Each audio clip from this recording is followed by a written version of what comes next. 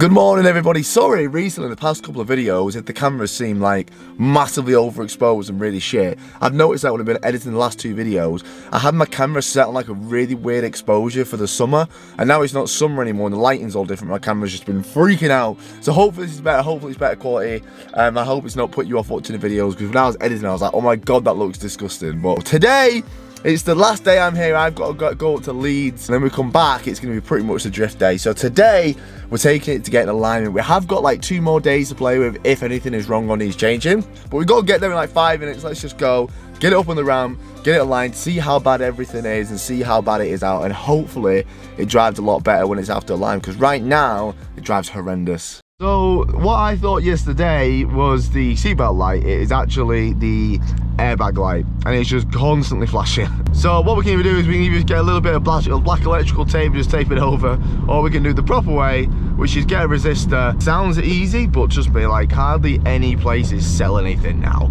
Like the easy thing is to just get one online, so I could just get one online. And can you hear the slight knocking at the back? Slight knocking at the back. Yeah, I can't really do anything about it. It's either put up with that or have the race super high and not be a stancy boy. But I'm gonna take that up to the drift day anyway, and if it is driving weird or knocking really bad on the drift day, I'll just drop the rear spring, put the seat in.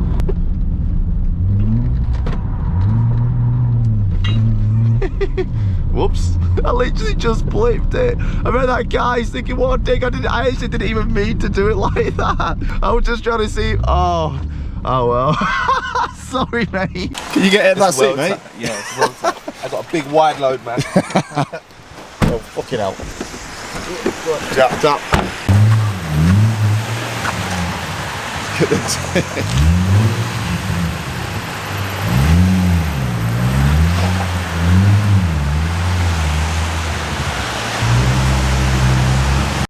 So the good thing about coming in here for tracking is they have the ones which just clip onto the side of the wheel like this.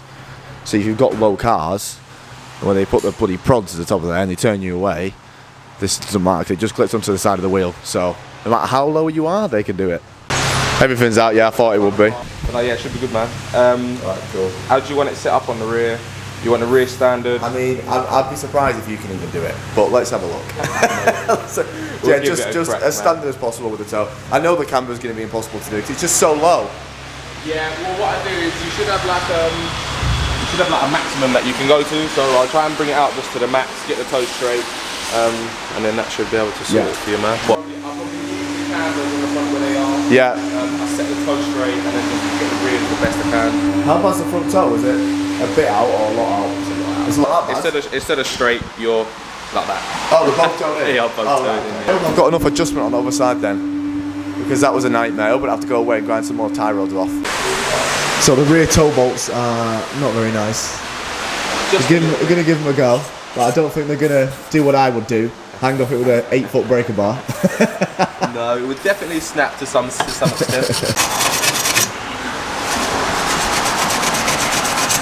Oh, that sort of heat gun. I thought you meant like a fucking plug-in one. No, so for instance, you've got a new rod on there. Oh yeah, that's fine then, mate. But if I put that there, you see instantly it starts to heat up, and that'll go red pretty instantly. I thought you meant like a... Yeah, no, nothing. What for like doing electrical fucking soldering or something? No, nothing like that, man. It's all electric. Oh, that's cool. It's better than a blow torch then. Safer, yeah, as you said. Safer. Like I said, especially when we're under here, like next to the fuel tank and that heat gun is unbelievable. A lot of money, but it is. Well, yeah, it looks it. Yeah. Yeah, well done, mate. It's undone. Oh, love to see it. We're moving. So I'll put the other to 4 so that the cambers are equal. Yeah. Try and get the toes as straight as possible. And then that'll probably be the best we can for that. Yeah. Obviously, as you lower a car, everything goes out, everything goes negative, especially this low. Yeah, so because the car's so low, the lowest camber we can get, or the most positive camber we can get, is negative 4 degrees. So we're just going to try and match this side, add a bit more camber to this side, just so at least it's equal. Equal, yeah. So one of the camber bolts on this side just fully snapped in half. Literally just, I'll show you in a second, just fully snapped in half. So I'm trying to ring this on now to get a replacement bolt. if they've not got them in stock, I've just order one online and just leave it here for a few days. This is why we didn't like come a day before. I've left it a few days just in case anything did happen. Oh, parts, hang on. Okay, so where we at? I've rang Nissan and even they can't get the bolt. They don't have that bolt in.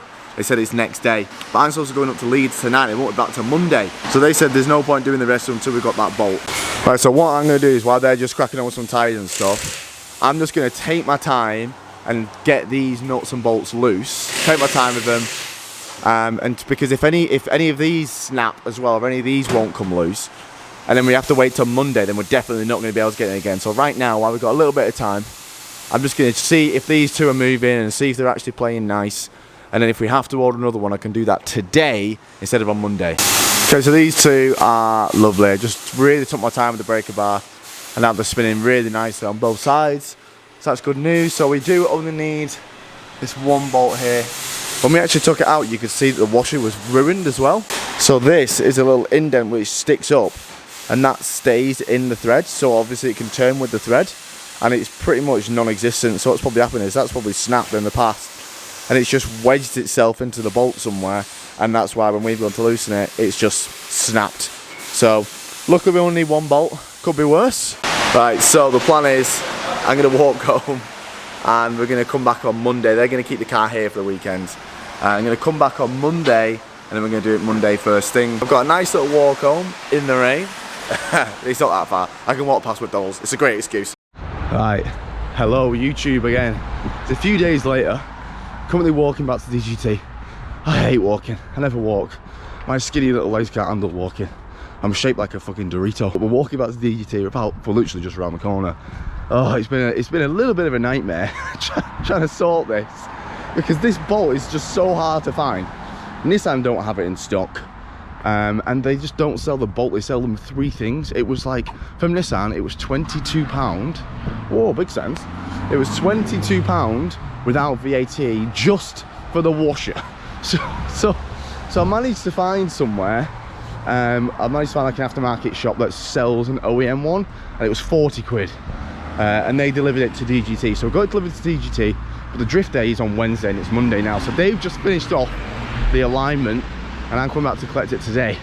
But we had another issue with the alignment. I thought I'd cut down the track rod and the tie rod enough, but it's still not going 0 toe.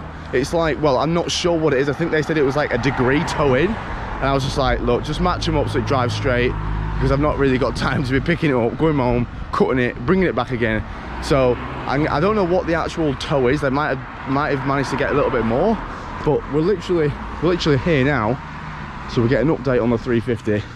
If we've got like a degree of toe in, it's not ideal. It's more, obviously a lot of drifters like toe out. Obviously you just get that sharp turn that gives you like a tiny little bit more lock. Oh, my 350's there. There it is. There it is.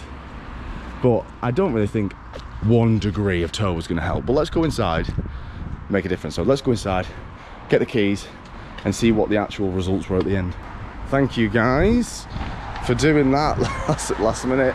Massively helped out. Massively helped out. So I've got the measurements here of what they could get. Now, turns out my eye isn't as good as I thought. These were the measurements before. It was just all over the place. The rears are all matched.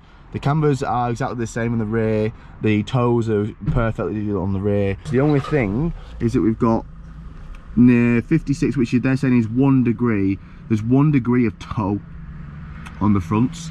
1 degree of toe in. And that's because they just can't go any further in. They can't toe out anymore on that side because of the issues with the bloody trap rod and the tie rod, of how much I've been cutting off it. I probably could do some more, but I've not got time.